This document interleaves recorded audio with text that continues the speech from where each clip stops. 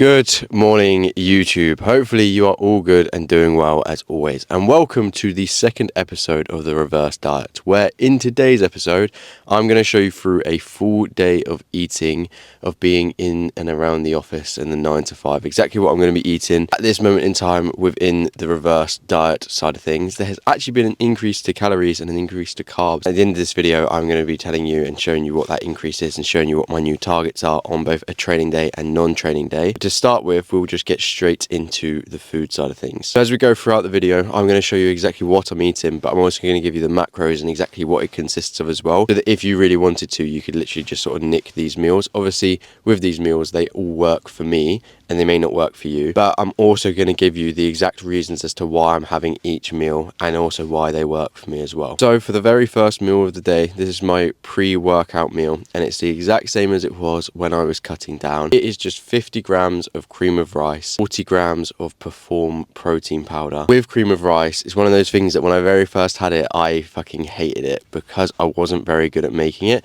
But once you get good at making it and you get used to sort of the ratio of how much water you need in comparison to how much cream of rice you need, and also the key is whipping it with your whisk as much as possible. Once you do that and you make it like nice and fluffy, it is genuinely one of my favorite meals of the day.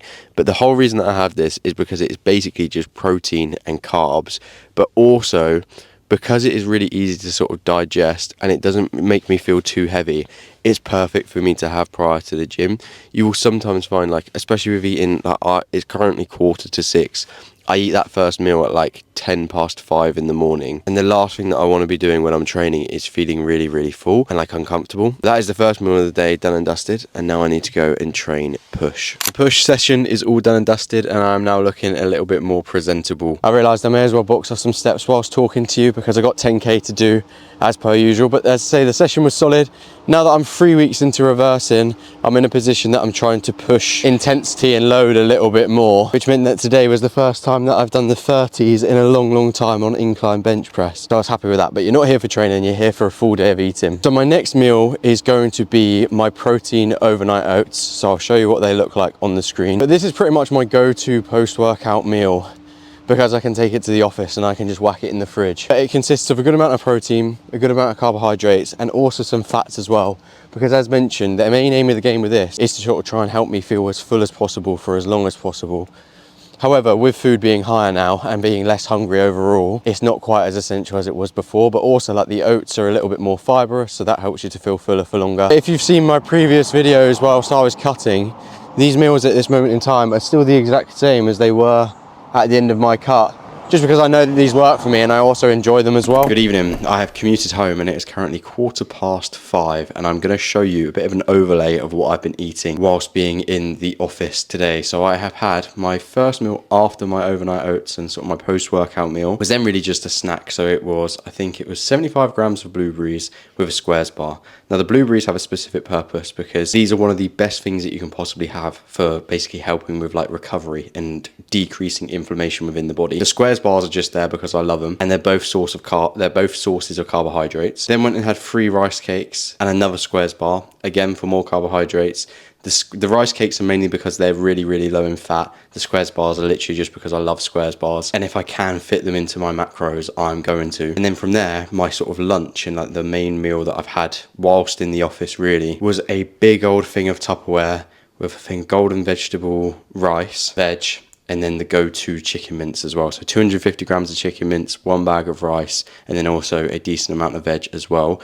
And with being at this point in the diet and at this point in the reverse diet, I am still getting very hungry between one meal and another. And whilst food volume has increased, one thing that I want to make sure that I am sort of still doing is still having a decent amount of veg within there, because food isn't sort of excessively high at the moment that I'm not feeling, say, like hungry or whatever, and it's not going to be for a while. But I want to make sure that I keep that veg in there, not only from, say, like a health perspective, but also from a digestion perspective and an overall sort of food volume side of things as well. But that is the food so far today. My next little snack thing to have, which is going to be this, a banana for more carbohydrates and also a nice amount of potassium. As you'll notice, like everything that I'm having is still pretty much whole foods, other than the squares bars, which are obviously quite processed, but a little bit of a treat. I've just got one meal left to have after this, which is going to be my dinner. I need to make that up in about an hour's time.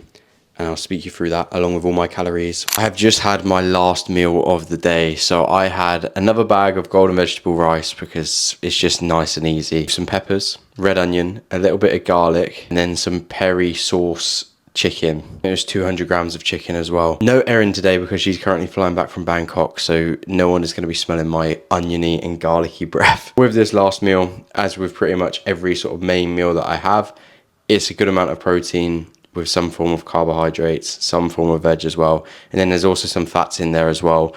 I have made a mistake today. So with my tracking, I will always pre-track. What I do is like each evening or each morning, I will just spend like a couple of minutes just pre-tracking all my food so that everything is allotted and accounted for. But I hadn't tracked my peri sauce. So that does mean that today's totals are a little bit higher than what I'd want them to be. Overall today, my protein is 204 grams, my fats are 59 grams, and my carbohydrates are 376 grams.